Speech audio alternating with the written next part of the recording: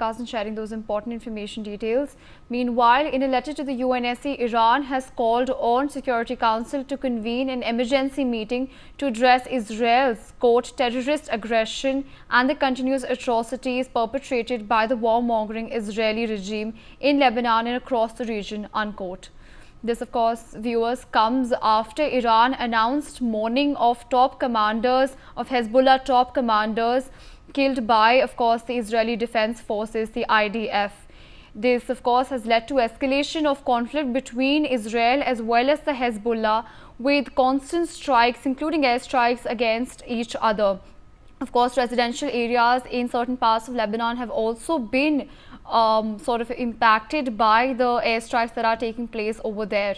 And in a recent development, Iran has penned a letter to the United Nations Security Council and of course has asked it to sort of view the matter, has asked the Security Council to convene an emergency meeting to address Israel's terrorist aggression as well as the continuous atrocities perpetrated by of course Israel, which it has called as a warmongering regime in Lebanon as well as across the region.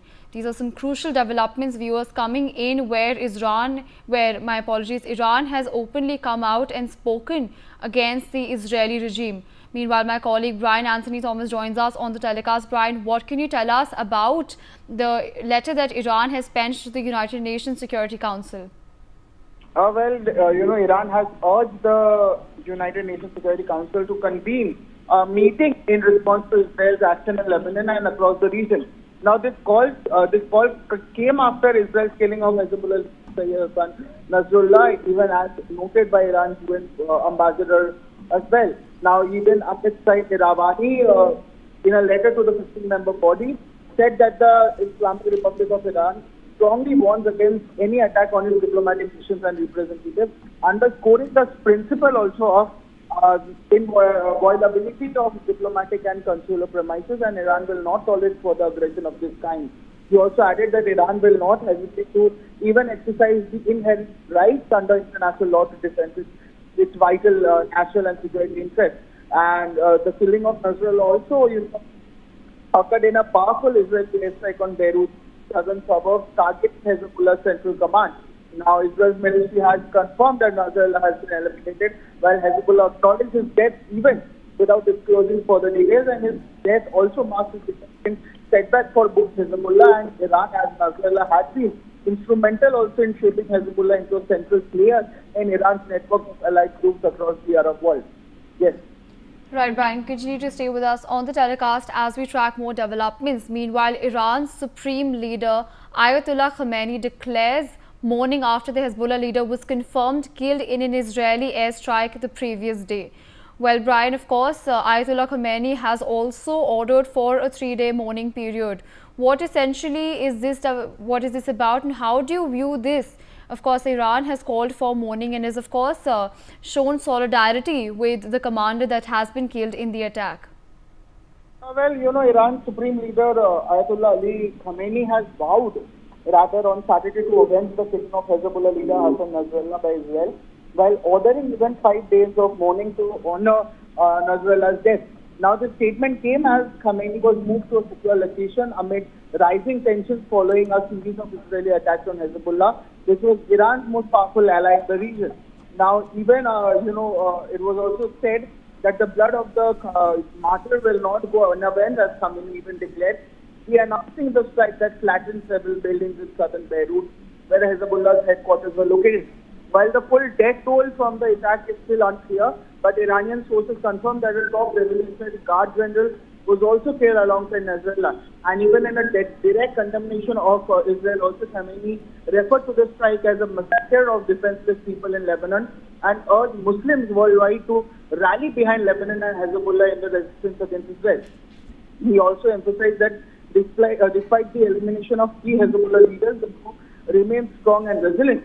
And even he goes on to say that the Zionist criminals are too insignificant to damage the powerful structure of Hezbollah as well, vowing that Lebanon would make Israel regret.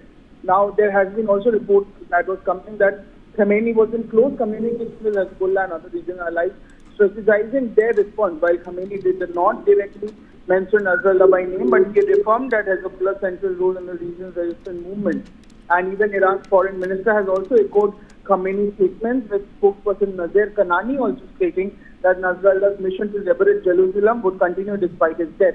And Hezbollah has been engaged in daily clashes with Israeli forces along the Lebanon border. Yes.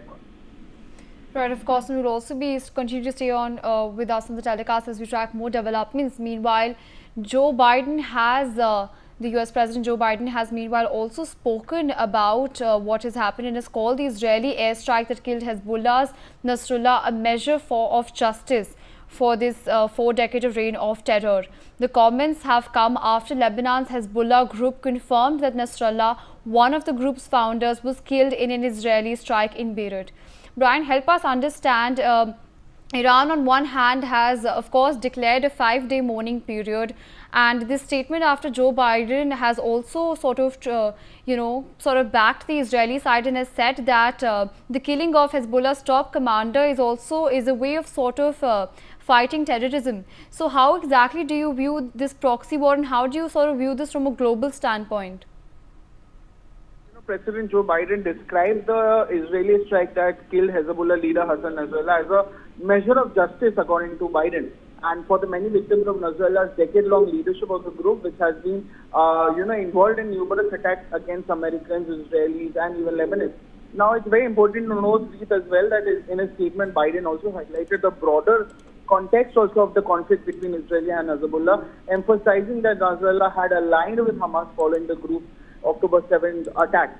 Now, Vice President Kamala Harris was also rather echoed Biden's remarks, also calling the strike of a mere measure of justice and reaffirming the administration's desire to prevent a broader regional conflict. And while the White House acknowledged that Israel did not provide prior notice of the operation, Kamala Harris emphasized that diplomacy remained the best path to achieving stability in the region. And as Hezbollah grapples with the loss of Nasrallah, Israeli Prime Minister Benjamin Netanyahu also vowed to continue operations against the group, while Biden reiterated his support for ceasefires in both Gaza and Lebanon to bring a greater stability to the region. Yes, please. Right, exactly, Brian. There seems to be some sort of a proxy war with one side backing the other and the other, of course, backing the other side, with, of course, US and Iran giving out their statements. As we all are well aware, US and Iran are, of course, were previously also not on the best of terms, with US, of course, multiple times imposing sanctions on Iran. So, Brian, how do we view this from a global standpoint? How is it looking for the neighbors, and how is it looking for the entire region that's, of course, impacted by the clashes between the two groups?